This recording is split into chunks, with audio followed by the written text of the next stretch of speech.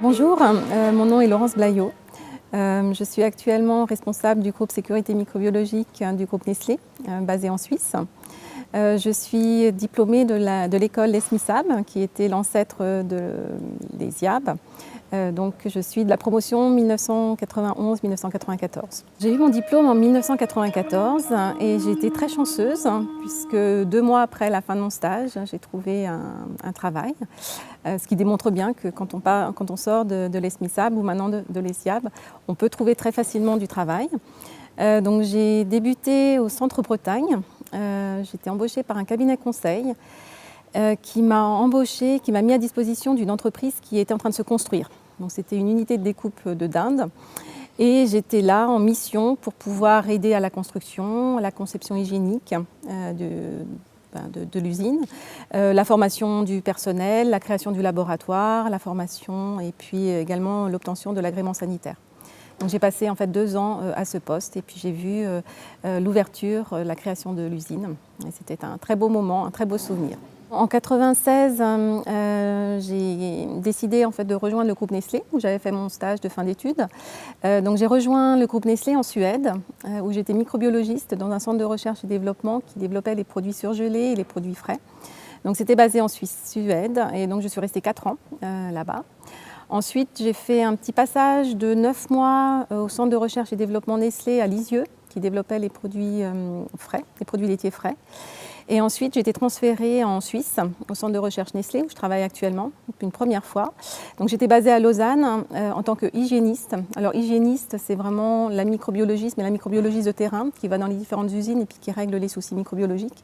Donc je disais que j'étais à Lausanne, mais en fait j'étais un petit peu dans le monde entier.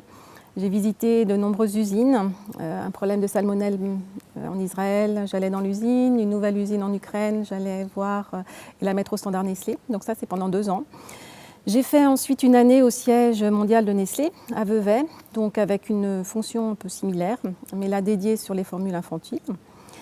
Et puis en 2003, on m'a proposé de repartir en France et j'ai pris la responsabilité de responsable qualité et sécurité alimentaire et affaires réglementaires pour le groupe Herta pendant 3 ans.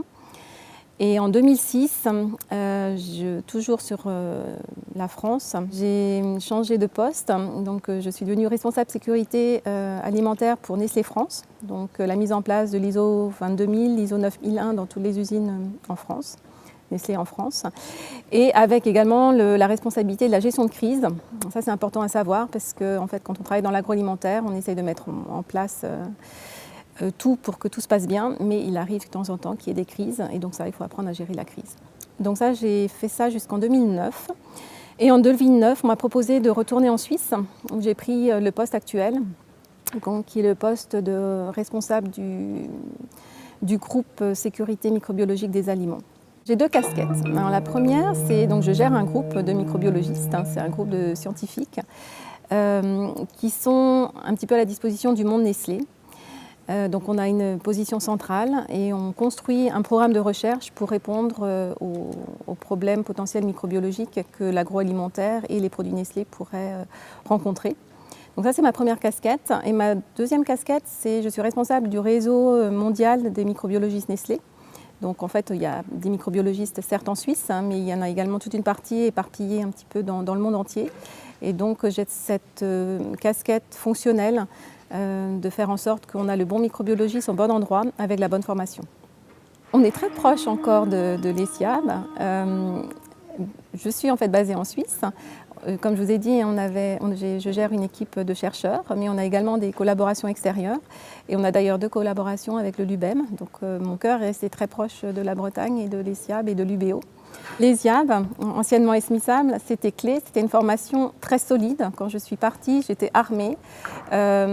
Au niveau compétences techniques, j'avais tout ce qu'il fallait en fait, pour pouvoir démarrer. Et encore aujourd'hui, je me souviens de mes cours. Le premier conseil que je donnerais, c'est de faire confiance en l'avenir parce qu'ils sortent d'une école, un bon diplôme, ils ont bien été préparés, donc qu'ils restent optimistes. Je suis sûre qu'ils vont trouver un travail, j'en suis persuadée. Donc premièrement, le conseil, c'est rester optimiste. Deuxièmement, rester optimiste, mais travailler dur. Je sais que voilà, ils ont travaillé dur pendant leur cursus.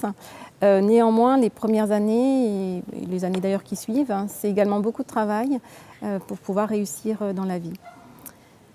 Un troisième conseil peut-être, c'est de ne pas négliger les compétences humaines, parce que c'est vrai que l'école nous donne beaucoup de compétences techniques, hein, mais néanmoins, après, on doit gérer des gens, on doit gérer des contrats, et donc là, ça fait appel à des compétences humaines, et donc c'est pas négligeable de pouvoir les développer. Donc quand je parle de compétences humaines, c'est l'initiative, c'est la gestion de conflits, c'est la gestion du stress.